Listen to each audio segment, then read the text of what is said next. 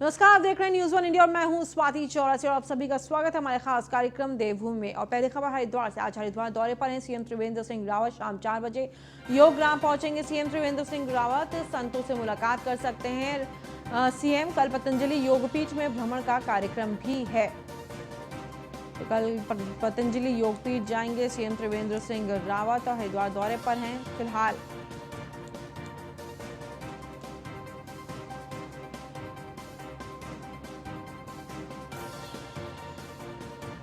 और आपको बता दें कि त्रिवेंद्र सिंह रावत का आज हरिद्वार दौरे पर हैं सीएम त्रिवेंद्र सिंह रावत। 2 दिन हरिद्वार में रहेंगे सीएम और कल पतंजलि योगपीठ का भी दौरा करेंगे, वहां भी जाएंगे। संतों से मुलाकात कर सकते हैं त्रिवेंद्र सिंह रावत। और आपको बता दें कि क्योंकि कुछ ही दिनों के बाद कुंभ मेले का भी आयोजन होना है, उसके मद्देनजर भी तमाम व्यवस्थाओं का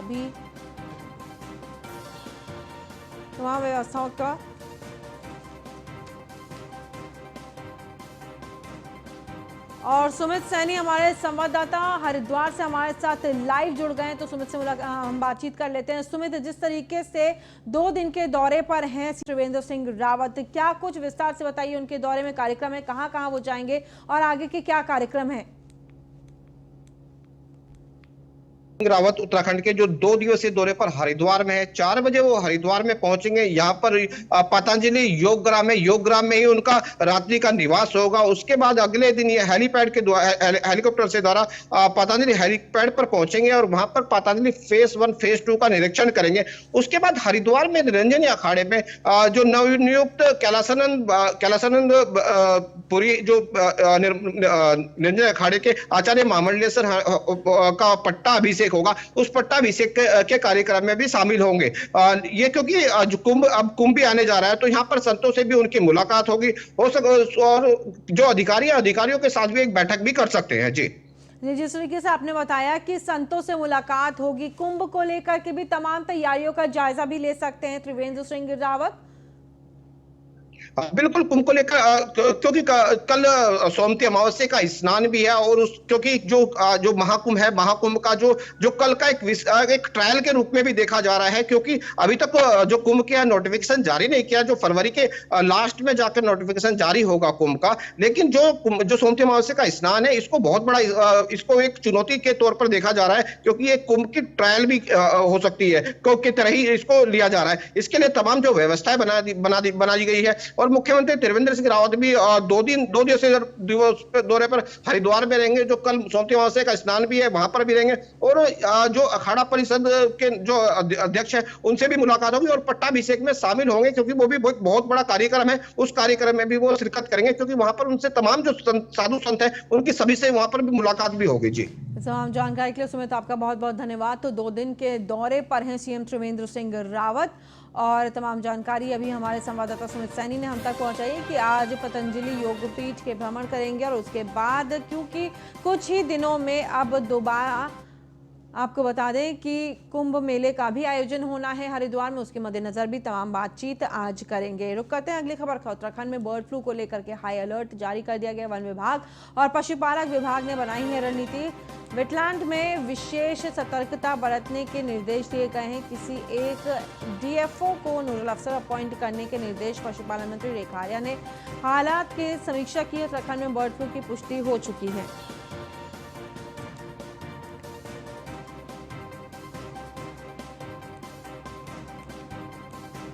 और पशुपालन मंत्री रेखा आर्या ने हालात की समीक्षा ली है कि क्या ताज़ा हालात है। उत्तराखंड में बर्ड फ्लू की पुष्टि भी हो चुकी है। उसी के मद्देनजर तमाम एहतियात बरते जा रहे हैं कि लोगों तक इस फ्लू का जो वायरस है वो ना पहुंचे। उसी के मद्देनजर तमाम एहतियातन कदम उठाए जा रहे हैं प्रशासन की तरफ से। वेटलैंड में विशेष सतर्कता बरतने के निर्देश दिए गए हैं। किसी एक डीएफओ को नोडल अफसर अपॉइंट करने के भी निर्देश दिए गए हैं, ताकि अफसर अपने संचालन में तमाम काम करवाएं और देखें कि किसी भी तरीके से जो ये सैंपलिंग भी ली जा रही है, सैंपलिंग लेकर के टेस्टिंग के लिए भी उनको भेजा जा रहा है।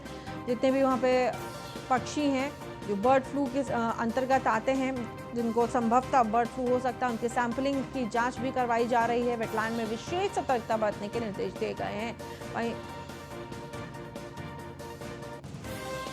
फ़हीम तन्हा रेजिडेंट एडिटर हमारे साथ फोन लाइन पर जुड़ गए हैं। फ़हीम तन्हा, क्या ताज़ा हालात हैं बर्ड फ्लू को लेकर के उत्तराखंड में? क्या कुछ कोई नया पुष्टि हुई है? क्या अभी किसी मनुष्य के अंदर इस वायरस को लेकर के कोई टेस्टिंग में रिजल्ट निकला है कि बर्ड फ्लू हुआ हो किसी को? ये देखिए, अभी किसी इंसान में बर्ड फ्लू की कोई मामला सामने नहीं आया है और अभी पक्षियों में ही है। और जहाँ तक तो बात है कि आज की स्थिति है ताजा, तो आज भी कई स्थानों पर कौवे और कबूतर मृत पाए गए हैं। हालांकि उनकी तादाद उतनी नहीं जितनी पिछले 2 दिन पहले रही है। और अलर्ट है पूरे प्रदेश भर में, और इसमें सबसे ज्यादा अलर्ट को लेकर के आम जन को ये बात कही गई है कि कहीं भी कोई पक्षी मृत पाया जाए तो उसको हाथ से ना छुए, किसी तरीके से डिस्पोज ऑफ करने की कोशिश ना करें, उसके नजदीक ना जाए। लेकिन अभी तक जो रिपोर्ट पॉजिटिव आई है सैंपल्स में है जो, वो उनमें एक खास बात है, वो ये है कि H5N8 जो वायरस है ये पाया गया है, तो इसको इंसान के लिए घातक नहीं माना जाता है। और यहाँ ये देखने को मिला है। और हरियाणा में जबकि वो घातक किस्म का वायरस मिला है बर्ड फ्लू का, वो ऐसा उत्तराखंड में नहीं मिला है। तो अभी लोगों के लिए बहुत परेशानी या दिक्कत की बात नहीं है, चिंता की बात नहीं है। लेकिन चूंकि बर्ड फ्लू के बहुत सारे मामले सामने आए हैं, माफ कीजिए, जो मृत पक्षी हैं अलग अलग जगहों पे, तो उनके सबके सैंपल अलग अलग जगह के भेजे गए हैं। तो अभी कई रिपोर्ट आनी बाकी है, लेकिन जो 4 दिन पहले सैंपल भेजे गए तो उसकी जो रिपोर्ट आई है वो पॉजिटिव आई है। तो अभी बाकी जो सैंपल गए हैं उनकी प्रतीक्षा हो रही है कि कहीं वो घातक किस्म का तो जो वायरस है वो भी ना किसी जगह पर पाया जाए, उसको लेकर के जरूर चिंता है। तो लेकिन अभी रिपोर्ट आएंगी, इसके बाद तस्वीर साफ होगी। तो उम्मीद है कुछ सैंपल्स की रिपोर्ट आज देर शाम तक आने की संभावना। फ़हीम, एक ऑफिसर तैनात करने की भी बात की गई है। ये खबर भी आई है कि एक ऑफिसर की तैनात किया जाए ताकि जो उसके तहत सारी देखरेख हो, कि जो भी काम हो रहा है, जो भी एहतियातन कदम उठाए जा रहे हैं, वो उन ऑफिसर के अंडर में हो, ताकि कहीं भी किसी तरीके की चूक ना रह जाए। फ़हीम, बिल्कुल देखिए, इसमें मुख्य तौर पर वन विभाग ने सभी जिलों में नोडल अफसर से बनाए हैं, जिम्मेदारी दी है। और उन सभी की जिम्मेदारी प्रदेश स्तर पर अपर प्रमुख वन संरक्षक कपिल लाल को जिम्मेदारी दी है। यानी पूरे प्रदेश भर का डेटा का नजर उन पर रहेगी और शाम को वो फिर वन मुखिया और शासन के साथ उस डेटा पर चर्चा होगी। तो इस तरीके से नोडल अफसर बनाए गए हैं। और अलर्ट पर पशु चिकित्सा विभाग, पशु विभाग के अंतर्गत, और वन विभाग, और इसके अलावा जो स्वास्थ्य निदेशालय है उत्तराखंड सरकार का, उसमें भी इन तीनों के समन्वय को कहा गया है। और इन तीनों आपस में समन्वय में है और तीनों ने ही एक अपनी तरफ से अलर्ट जारी किया हुआ है अपने अपने सेक्टर में। तो ये इस तरीके के है कि एक समन्वित तौर पर मॉनिटरिंग हो रही है। जी, तमाम जानकारी के लिए फ़हीम आपका बहुत बहुत धन्यवाद। तो हमारे रेजिडेंट एडिटर फ़हीम तन्हा हमारे साथ जुड़े थे, तमाम जानकारियां विस्तार से देते हुए। उत्तराखंड में बर्ड फ्लू की दस्तक के बीच अलग अलग जगहों पर परिंदों की मौत का सिलसिला लगातार जारी है। पौड़ी गढ़वाल जिले के कोटद्वार में कौवे मृत मिले हैं, जिससे जिला प्रशासन की नींद उड़ गई है। जिलाधिकारी ने पशुपालन विभाग और वन विभाग को भी निर्देशित किया है कि वो अभी से बर्ड फ्लू से बचने के लिए प्रभावी कदम उठाएं। वहीं जिलाधिकारी ने बाहरी जनपद और शहरों से चिकन शॉप तक पहुंचने वाले मुर्गों की एंट्री पर प्रतिबंध लगा दिया। वहीं कोटद्वार के जिस क्षेत्र में मृत कौवे मिले हैं, उस क्षेत्र के 10 किलोमीटर के दायरे में पोल्ट्री और अंडों की दुकान बंद रखने के भी निर्देश जारी कर दिए गए। जिलाधिकारी ने बताया कि बर्ड फ्लू पर अधिकारी कर्मचारी किस तरह से कोताही ना बरतें। हम लोगों ने जनपद स्तर पे अपनी टीमों का गठन कर लिया है और जनपद के अलावा जो भी सब डिवीजन लेवल पर भी हमारी टीमें गठित हो गई हैं। अगर कोई तथ्य हमारे प्रकाश में आते हैं तो हम लोग तुरंत कार्रवाई करेंगे। लेकिन इसी बीच में हमारे जनपद की तरफ जो अन्य जनपदों से जो मुर्गियां या वो चिकन वगैरह आ रही हैं, तो उन पे हम लोगों ने रोक लगाई है कि हम बिना उसको अपने डिस्ट्रिक्ट में आने नहीं देंगे। और इसी खबर पर हमारे संवाददाता मुकेश बछैती हमारे साथ पौड़ी से जुड़ गए हैं। मुकेश, कोटद्वार में कई मृत मिले हैं, मुर्गे भी और साथ ही साथ पक्षी भी। मुकेश जी बिल्कुल, जनपद में बर्ड फ्लू ने अपनी दस्तक दे दी है। कोटद्वार के जो पक्षियों के जो सब लैब में भेजे गए थे, उनकी रिपोर्ट बर्ड फ्लू की पॉजिटिव आई है, जिसके बाद जिले में अलर्ट कर दिया है। जिलाधिकारी ने साफ किया है कि जो बाहर अन्य प्रदेशों से मुर्गियां, अंडे जो हमारे जनपद में आते थे, उन पर रोक लगा दी गई है। जी जी मुकेश, और ये भी एहतियातन कदम उठाए गए हैं कि कई जगहों पर मुर्गों की जो मुर्गे हैं और जो पोल्ट्री प्रोडक्ट्स हैं उनका आगमन शहर के अंदर रोक दिया गया है, ताकि किसी भी तरीके से अगर किसी भी पक्षी में या मुर्गे में संक्रमण पाया जाता है तो वो शहर में ना आए, क्योंकि लोग उसका अगर सेवन करेंगे तो उनको हो सकता है कि उनके अंदर ये संक्रमण हो जाए। मुकेश जी बिल्कुल, जो जनपद के जो बॉर्डर वाले क्षेत्र हैं उन पर अलर्ट कर दिया गया है। जिलाधिकारी ने साफ कर दिया है कि जो अन्य जनपदों से मुर्गे, अंडे और जो अन्य ऐसे पक्षी जो हमारे जनपद में दाखिल होते थे उन पर प्रतिबंध लगा दिया गया है। इसके साथ ही जो हमारे जितने भी तहसील है, तहसील के जिला अधिकारियों को निर्देशित कर दिया गया है कि अगर ऐसी कोई भी घटना उनकी तहसीलों के अंतर्गत होती है तो वे तत्काल इसकी सूचना जिलाधिकारी को दे, ताकि जो अग्रिम कार्यवाही है उसे किया जा सके। जानकारी के लिए मुकेश आपका बहुत बहुत धन्यवाद। तो हमारे संवाददाता मुकेश हमारे साथ जुड़े हुए थे पौड़ी से तमाम जानकारी देते हुए। तो सभी राज्य सतर्क हो गए हैं और तमाम कदम उठाए जा रहे हैं ताकि जब कोरोना काल से हमारा देश वैसे ही जूझ रहा है, बर्ड फ्लू किसी तरीके की और बड़ी समस्या लेकर के ना आए। फिलहाल रुक करेंगे अगली खबर का, जो कि है देहरादून से हरीश रावत ने सोशल मीडिया पर उससे शेयर किया है पोस्ट। वर्तमान संगठन में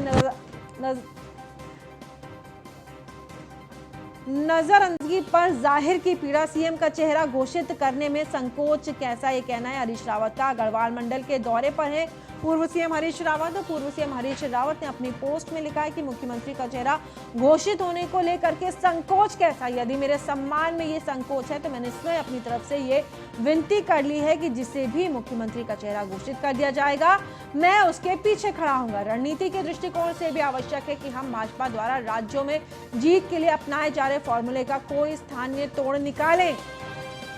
स्थानीय तोड़ यही हो सकता है कि भाजपा का चेहरा बनाम कांग्रेस का चेहरा चुनाव में लोगों के सामने रखा जाए, ताकि लोग स्थानीय सवालों के तुलनात्मक आधार पर निर्णय करें। मेरा मानना है कि ऐसा करने से सुझाव में हम अच्छा कर पाएंगे। फिर सामूहिकता की अचानक याद क्यों? जो व्यक्ति किसी भी निर्णय में इतना बड़ा संगठनात्मक ढांचा है पार्टी का, उस ढांचे में कुछ लोगों की संस्तुति करने के लिए भी मुझे एआईसीसी का दरवाजा खटखटाना पड़ता है। उस समय सामूहिकता का पालन नहीं हुआ है और मैंने उस पर कभी आवाज नहीं उठाई। पार्टी के आधिकारिक पोस्टरों में मेरा नाम और चेहरा स्थान नहीं पा पाया। मैंने उस पर भी कभी कोई सवाल खड़ा नहीं किया। यहाँ तक कि मुझे कभी कभी मंचों पर स्थान मिलने को लेकर के संदेह रहता है, तो मैं अपने साथ अपना मोड़ा लेकर के चलता हूं ताकि पार्टी के सामने कोई असमंजस ना आए। तो आज भी मैंने केवल असमंजस को हटाया है। तो ये दनादन क्यों? तो ये तमाम बातें हरीश रावत ने एक सोशल मीडिया पर, जो सोशल मीडिया प्लेटफॉर्म्स हैं उस पर लिख करके तमाम जो बातें थी वो रखी हैं। और सीएम का चेहरा घोषित करने में संकोच कैसा, ये कहना है हरीश रावत का। कांग्रेस के दिग्गज और बड़े नेता और पूर्व मुख्यमंत्री उत्तराखंड के ये तमाम बातें उन्होंने कही हैं।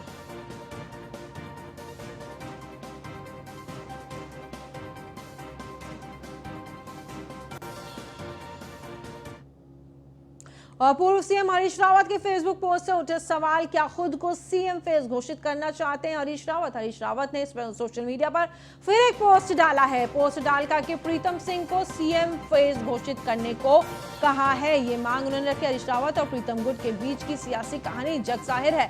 प्रीतम सिंह और हरीश रावत गुट के बीच में तालमेल नहीं रहता और जब अब सवाल खड़े हुए उनके पोस्ट के ऊपर तो उन्होंने उसका जवाब भी दे दिया अगले फेसबुक पोस्ट को जग जाहिर करके।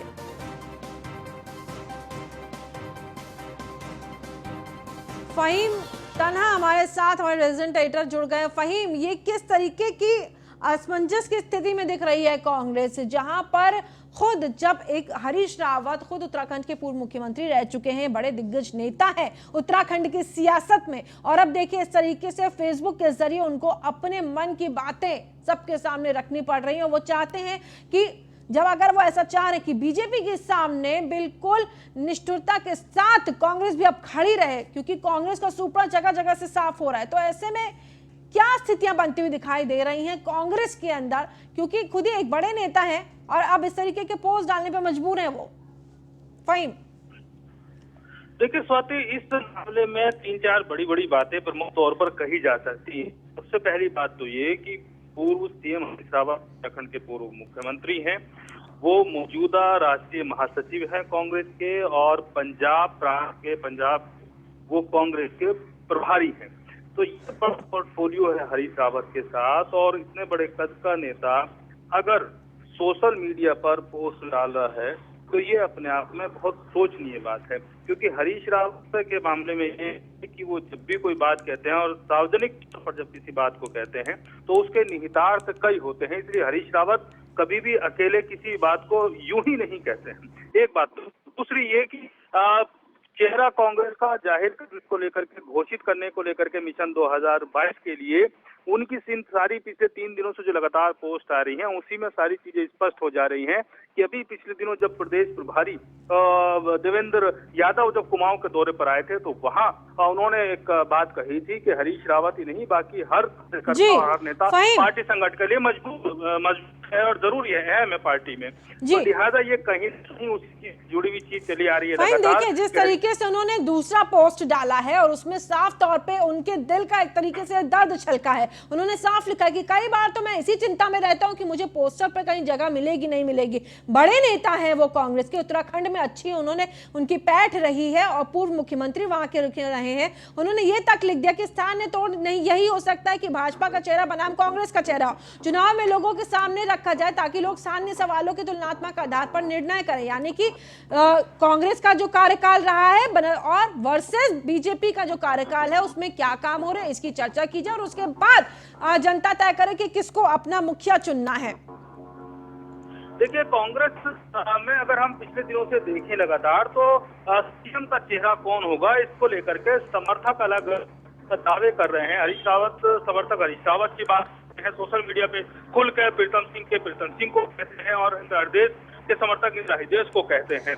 और कहीं ना कहीं पूर्व मुख्यमंत्री रहे हैं हरीश रावत, एक बड़ा चेहरा है। और जैसा बात आपने कही तो हरीश रावत के लिए एक बात और कही जाती है कि आप हरीश रावत को पसंद करें या ना पसंद करें, लेकिन नजरअंदाज नहीं कर सकते उत्तराखंड की राजनीति में। और कांग्रेस में जो उनका कद है तो उसको नजरअंदाज नहीं किया जा सकता है। तो और यही बात शायद हरीश रावत का समर्थक गुट जो है वो बहुत अच्छी तरीके से जानता है और उसको प्रभावशाली तरीके से कहने की लगता है। और हरीश रावत को पिछले दिनों देखा है जब प्रदेश अध्यक्ष के कई कार्यक्रमों में उनके पोस्टर नहीं लगे, जिसका जिक्र खुल करके आज हरीश रावत ने इस बात को अपनी पीड़ा को व्यक्त कर दिया है। मंच पर भी इन्होंने इसी बात को कटाक्ष करते हुए कहा है कि उनको जगह मिलती है या नहीं मिलेगी, इस बात का अंदेशा आशंकाएं रहती है, इसलिए अपना मोड़ा साथ लेकर के चलते हैं कि अगर उनकी कुर्सी ना लगी हो तो वो खुद कुर्सी लगा करके बैठ जाए। यानी ये जो तमाम सोशल मीडिया पर उनको उद्गार आ रहे हैं लगातार और ये चेहरा जाहिर करने वाली बात है, तो ये पीड़ा है और इस पीड़ा को आज वाली पोस्ट में उन्होंने स्पष्ट तौर पर कह दिया है कि उनको सामूहिकता की बात है। आपको यहाँ पे रोकना चाहूंगी, राजेश चमोली नेता कांग्रेस हमारे साथ जुड़ गए हैं।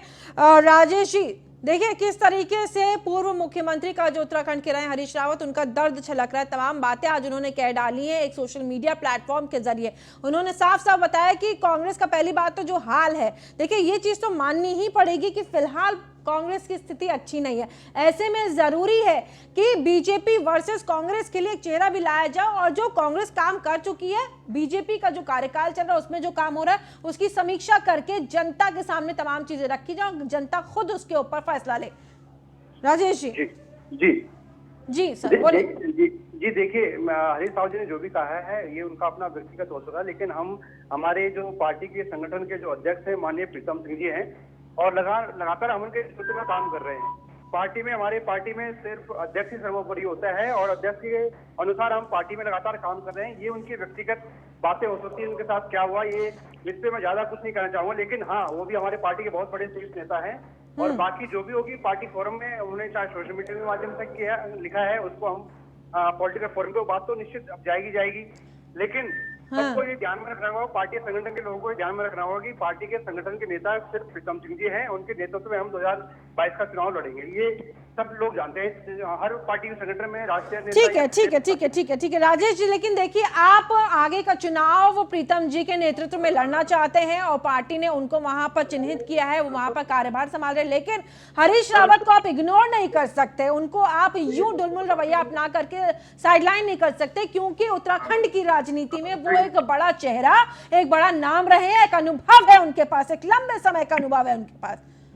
नहीं, बिल्कुल मैं इस बात को नहीं कर रहा हूँ कि माननीय हरीश रावत जी की बात ये नहीं कह रहे कि भाई वो हमारे शीर्ष नेतृत्व हैं, राष्ट्रीय महामंत्री हैं, लेकिन राज्य में कमान माननीय प्रीतम सिंह जी नेतृत्व में है, तो वो प्रदेश के अध्यक्ष है, उनके नेतृत्व में चुनाव लड़ा जाएगा, ये सभी जानते हैं। हर पार्टी में यही होता है, चाहे भाजपा हो, चाहे कांग्रेस हो, चाहे अन्य पार्टी हो, जो उनके प्रदेश के प्रदेश अध्यक्ष होते हैं, उनके नेतृत्व में संगठन चुनाव लड़ता है। अब अगर कोई बात होती है, अगर उन्हें सोशल मीडिया के माध्यम से रख गया, तो निश्चित रूप से मैंने बताया नहीं कि केंद्रीय नेतृत्व भी देखा है, क्योंकि वो CWC भी है, राष्ट्रीय महामंत्री भी है, और निश्चित रूप से ये बात ऊपर तक जाएगी। लेकिन उत्तराखंड में हमारे प्रदेश के अध्यक्ष, देखिए यही तो तकलीफ की बात है ना कि आज इतने पुराने नेता को अपना दर्द इस तरीके से व्यक्त करना पड़ा है, क्योंकि शायद उनकी बात ऊपर की लेवल तक नहीं पहुंच रही थी।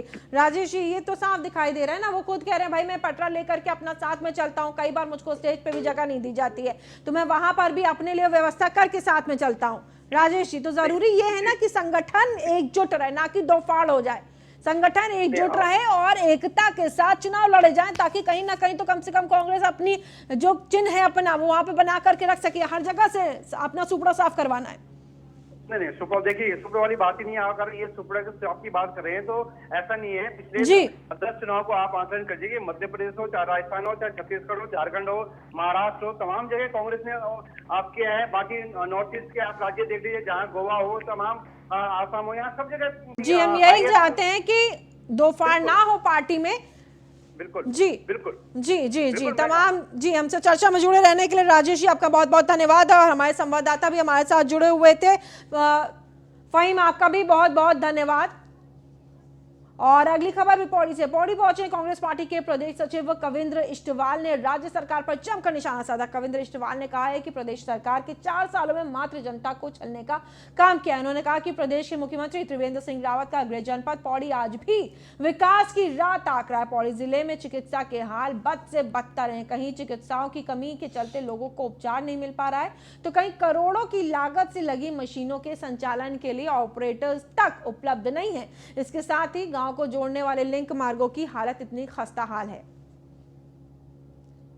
बड़ा दुख होता है कि जब हमारे जो केंद्र में बैठे हैं और बड़ी बड़ी घोषणाएं हमेशा हमने सुनी हैं, लेकिन जब मैं आज उनके गांव मेरा जाना हुआ तो वो जो नकोट है और उस गांव को मैंने देखा तो इतना ख़त्म रोड, ख़राब रोड है। मेरे को बड़ा ताज्जुब हुआ कि वो हर जगह कहते हैं कि हम वहाँ रैली लेके आ रहे हैं, कहीं ट्रेन को लेके आ रहे हैं, लेकिन अपने ही गांव में तुम्हारी सड़क नहीं है। ये एक बड़ा दुर्भाग्यपूर्ण विषय है। इसके लिए कम से कम, और दूसरी बात मैं ये कहूँगा कि हमारी जो केंद्र सरकार है ऑल वेदर रोड में बहुत ज़्यादा अपना प्रचार प्रसार कर रही है, और हमारे मुख्यमंत्री जी भी उसको बहुत प्रचारित कर रहे हैं। तोता घाटी में आज जिस तरीके से 2-2, 3-3 घंटे जाम लग रहा है, आप उस रोड को बना लें तब जाके उसे खोलें, डाइवर्ट कर सकते थे रोड को। दूसरी बात, जो हमारे गांव की सड़कें होती, लिंकेज रोड हैं जो गांव से जुड़ी हैं, उन सड़कों का जितना बुरा हाल है कि गांव में अगर किसी को कोई बीमार हो जाता है, कोई बुजुर्ग या महिला, तो सड़कों की जो स्थिति आज देख रहे हैं बहुत ख़त्म है। ये बड़ा दुख होता है। और अगली खबर बागेश्वर से। मलबे में दबने से पति पत्नी की मौत हो गई है। कपकोट पुलिस और SDRF ने मलबे से शवों को निकाल लिया है। कपकोट के जगथाना गांव में पूरा हादसा हुआ है।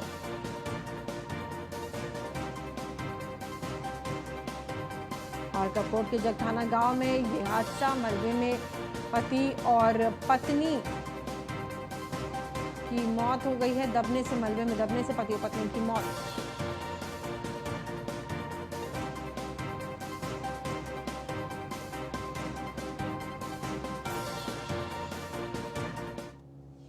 और इस बुलेटिन में फिलहाल इतना ही। मुझे दीजिए इजाजत। आप देख रहे हैं न्यूज़ 1 इंडिया।